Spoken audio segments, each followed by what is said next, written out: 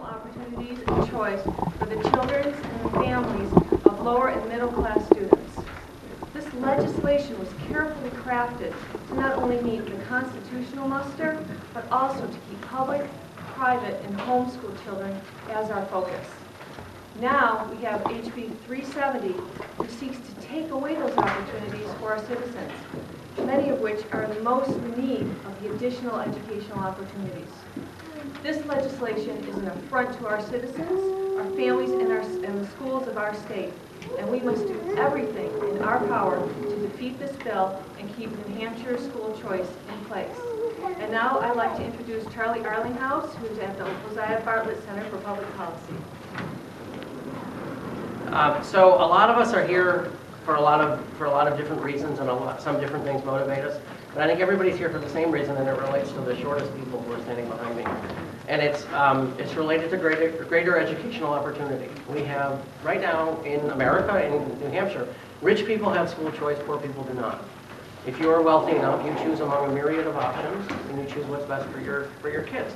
For many kids in America today, for many kids in New Hampshire today, we have the benefit of a nice public school system. And for a lot of kids, that public school is the best choice. For my son, it happens to be the best choice and will remain the best choice. But not for everybody. No school that can be the right choice geographically for everybody who lives in that particular area. And a school choice program like the one that was enacted in New Hampshire is designed merely to do that, to give more options to more people and lead to better outcomes. So the first point I want to make to you today is that that's what this fundamentally is all about. It's about the people who are not nearly as tall as I am today. And it's about helping them and giving them an additional choice. Secondly, I want to talk about funding, because funding always comes up in an issue like this. This program was crafted to be a net plus to the budget. If you repeal the program, some people will like this, some people will not like this. But regardless, you need to understand going in that if you repeal this program, it will cost the state more money. That the cost of the state will be greater than the cost of the state budget. That's not enough reason to oppose it. That's not enough reason to support it. The reason to oppose it, the reason to support it, is to allow more choices for more people. And again, rich people have school choice. Poor people do not. Thank you. And I'm going to introduce Kate Baker, who's going to talk about a lot of other things.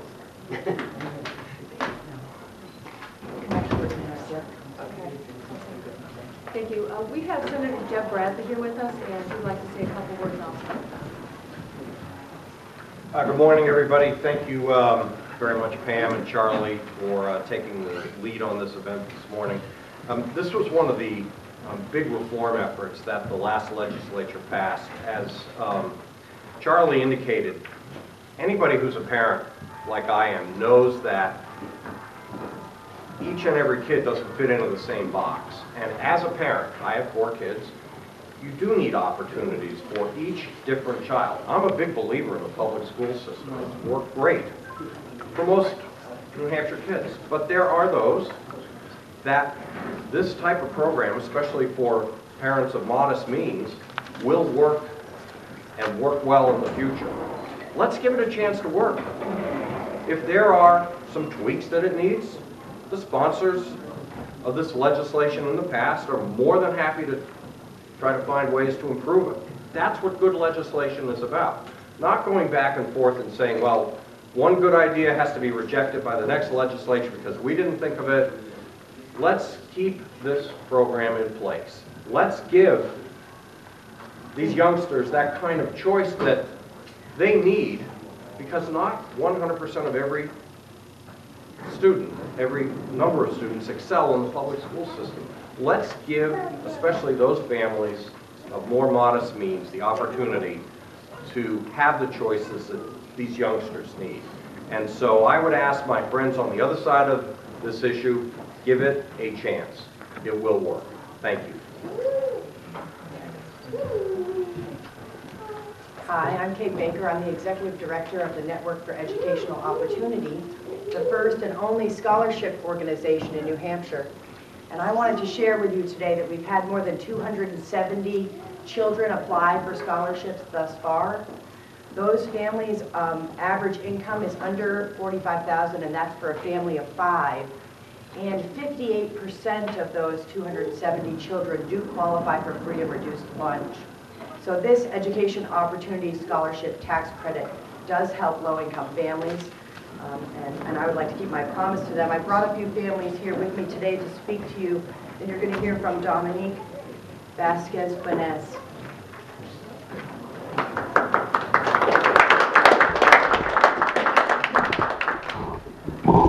Hello, thank you.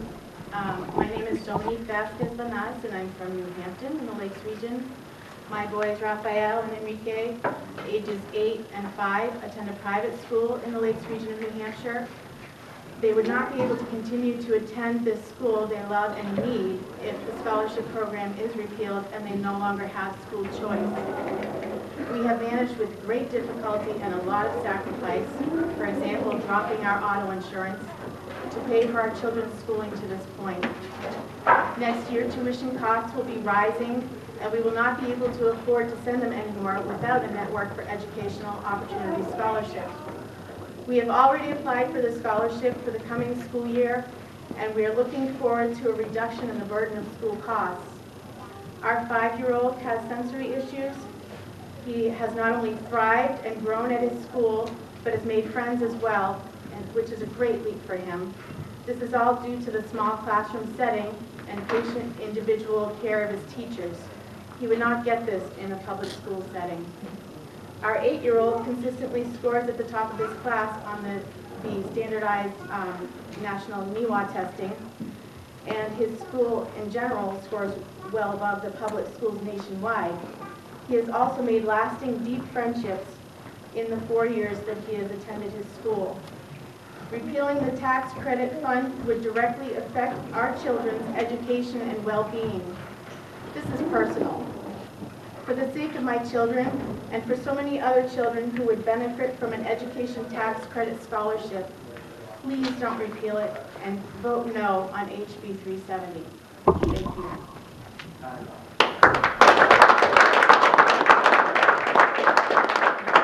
I would also like to share, Kim will share her story with you. Good morning.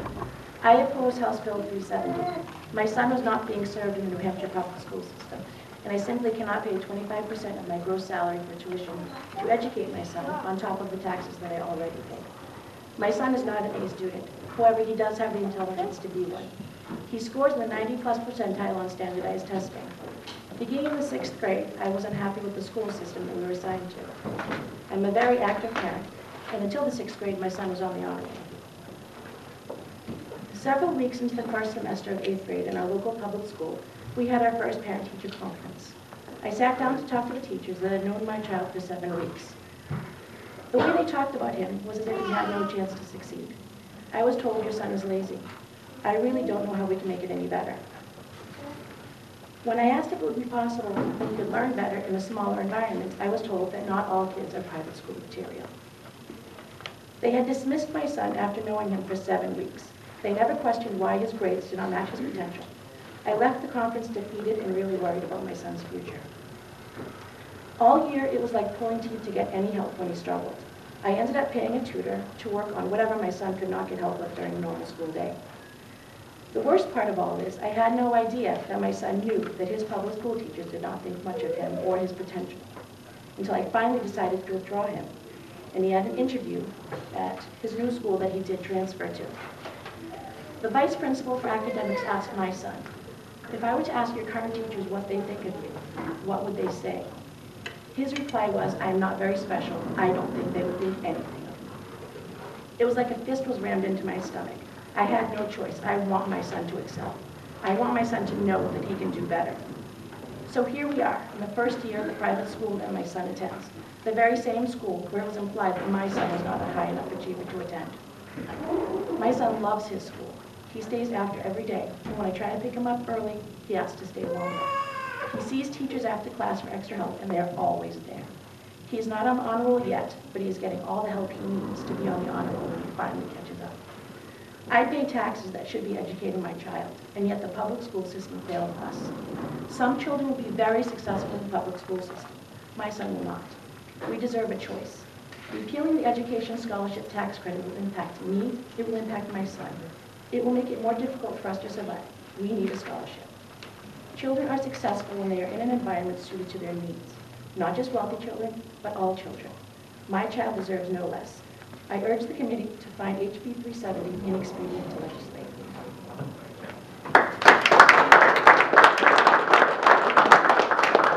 And one last parent story from the Veronas, please.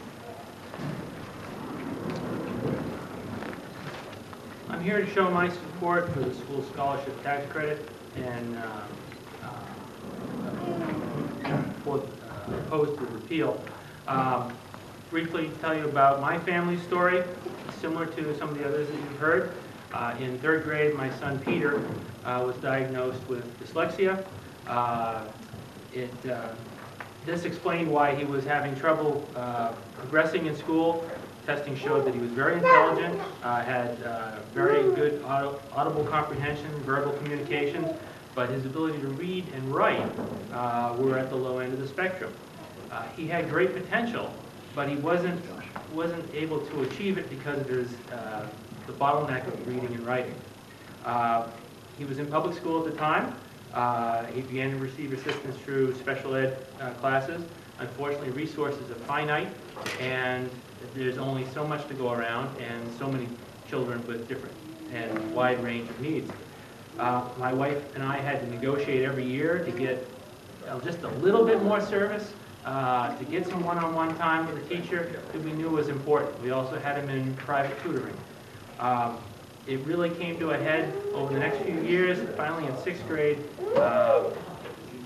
he was in a class with, his grade had a lot of students in it, so it was a low high student-to-teacher ratio, and he was getting bullied.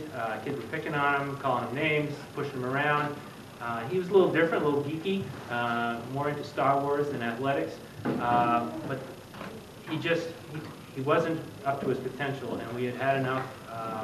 We realized that moving on to high school was going to be just an infinite challenge, and we had to do something different. We'd never thought of private school before. We'd always been public school parents, and our other son is in public school. But we made the leap. We found a private school here in Concord, and it was just an absolute 180-degree turnaround. He thrived there. He had friends. He did extracurricular activities. Was at the top of his class. Was being challenged to learn, not being challenged by learning. It just was the right thing to do. And paying for it was very difficult. Tuition is not something that we had planned for. Luckily, his grandparents had a college fund set aside for him, and they said, if you can't get through high school, we're not going to need the college fund. So we dipped into that. We made it through private school. He's now an 11th grader in a private school, and it's absolutely the best thing for him. And we're so thrilled it was the best choice that we made. His younger brother is in 8th grade in public school and is just doing fine. So we're not opposed to public schools. They're just not right for every child. And having that option for us just made a world of difference, and with this program, we see that that option can be made available to people who have less financial needs. Thank you.